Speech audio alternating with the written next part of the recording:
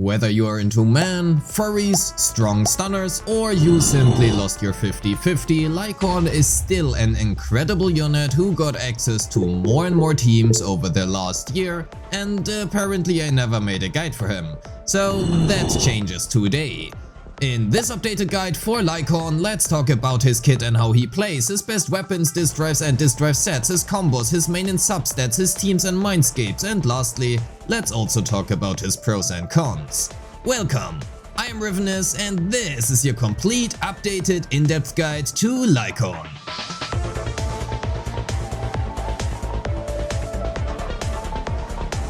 Lycaon is an ice-type stunner who can be played as a quick swap buff bot or on-field as your main stunner. He excels at buffing ice carries and with his unique charge attack mechanic has also some depth to his kit while still being accessible and relatively easy to play. Let's begin with his kit, and as per usual, let's simplify what he does, and fortunately for us, his kit is pretty simple to begin with and hence this section will also be somewhat short. His dash attack, dodge counter, assist follow-up, chain attack and ultimate exist, and aside from inflicting a good amount of daze and potentially damage, they do exactly what they are supposed to do, so I will not touch on them any further. His basic attacks, special and EX special however feature his unique charge mechanic. Essentially, by holding down your basic attack or EX special button respectively, you can charge up his attacks, causing them to be stronger in exchange for a little bit of a slower animation time. For his EX special specifically, charging it instead of tapping will also increase the energy cost from 40 to 60 energy, however both variants still require 60 energy even if you only consume 40.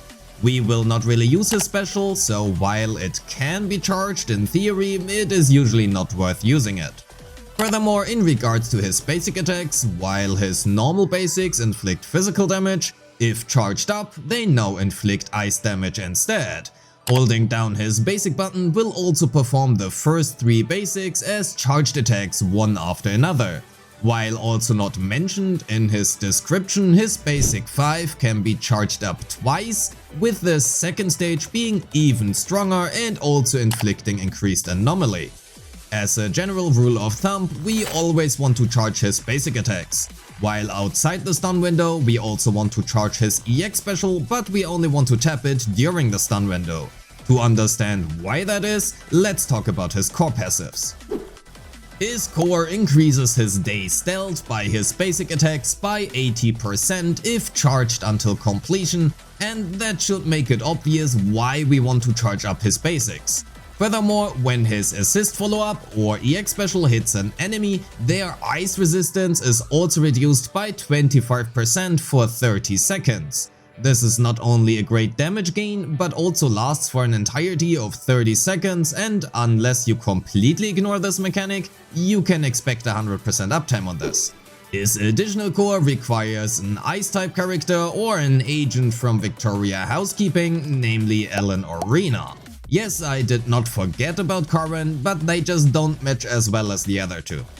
Anyway, when said condition is fulfilled, if Lycaon hits a stunned enemy, their stun damage multiplier is increased, and because of this, we want to make sure to hit the enemy while they are stunned.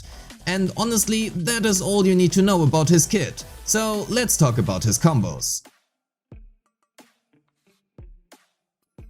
His very first combo, if you can call it that, is really just hold basic into hold basic into hold basic for a little bit longer. Or in other words, charged basic 1, 2, 3, 4 and 5. This is what you will find yourself using when playing him as an on-field stunner. Again, his first 3 basics happen one after another automatically while holding down the basic attack button. Speaking of being on field, you will also find yourself dodging, and his dodge counter is extremely fast frame-wise. Sadly, neither his quick assist follow-up, EX special or dodge counter can be followed up by anything noteworthy, as they all would chain into his basic 1. Which means our out of stun combo with him results in an optional quick assist follow-up or dodge counter into charged basic 1, 2, 3, 4 and 5 into EX special. To make sure we make use of his core passive, we have two options. The first being to open the chain with Lycaon, then chain with our carry. The second one, chain attack with our carry first, then we cancel the chain, tap our EX special and then chain attack again with our carry. For this one we want to make sure to only tap the EX special and not use the charged EX to preserve a little bit of energy as well as not to waste any stun window uptime. TLDR here being, Lycaon is a simple and versatile stunner who provides not only a good amount of days, but also increases the damage dealt by your main carry notably, while also being pretty easy to play. As for his skill priority, we are looking at his core skill, basics and EX special into chain, into assist and dodge. You will likely use all of them somewhere, so they are all pretty close to each other in terms of value. For his weapons, speaking in terms of days, Lycaon has many available options, which are all pretty close to each other. If you're aiming for 20,000 points in Deadly Assault only, Fossilized Core is not only free to play and also craftable, but also one of his best choices available. But it does become a little bit worse after that or in Geo defense. If you have lighter signature, Blazing Laurel, that is a great choice as well. In terms of damage, his signature or Blazing Laurel are in theory the best choices, but especially when we are now looking at his contribution within a team setting, he only provides a small portion of the total damage dealt within said team. This results in all of his weapons being very close towards each other, at which point it is much better to focus on the days rather than the damage. Here are both tables next to each other, pause if you need to. I do want to mention that especially for the infamous Miyabi Sokaku Lycaon team, Steam Oven and Hellfire Gears are one of his better choices and preferred over non-energy regeneration options, as you will really need that.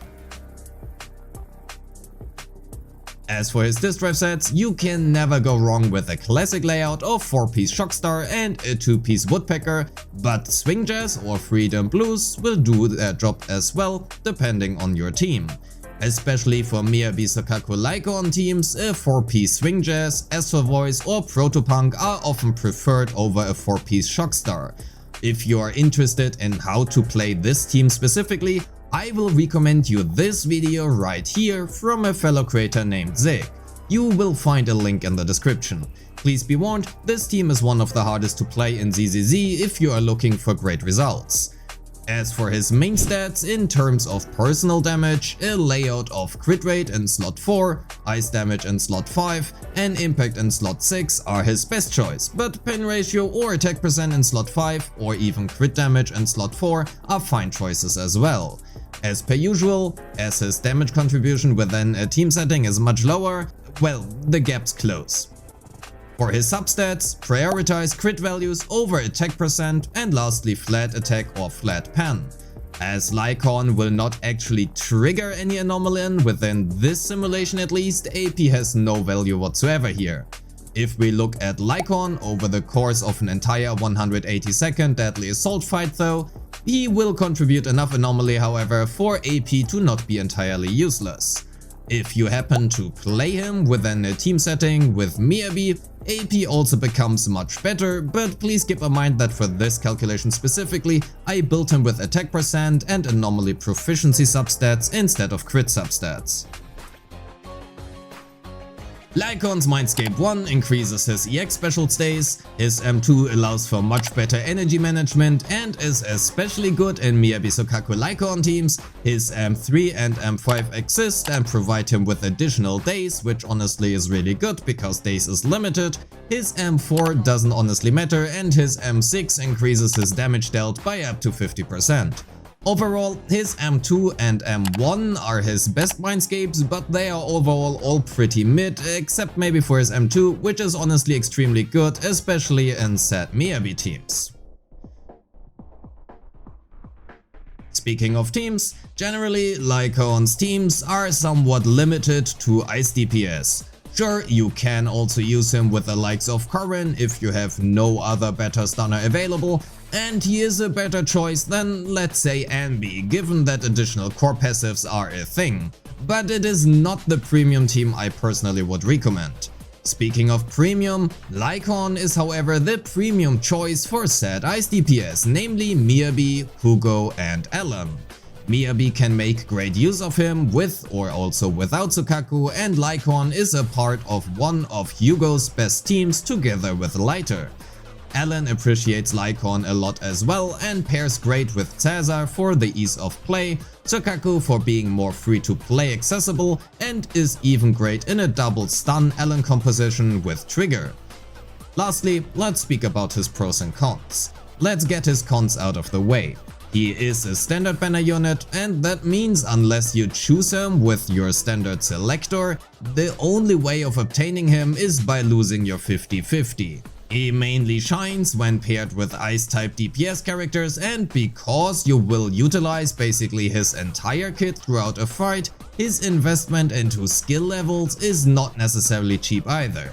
On the other hand, he is one of the best choices for ice DPS teams, and even though he is a standard S rank, he still outshines other premium options we have had so far. He also has a great variety of weapon choices, and if you happen to lose your 50-50 multiple types for him, at least his M1 and M2 are not that bad either.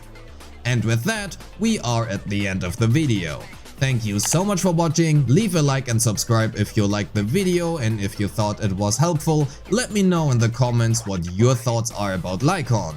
I appreciate all of you, and I wish you a great day. Peace.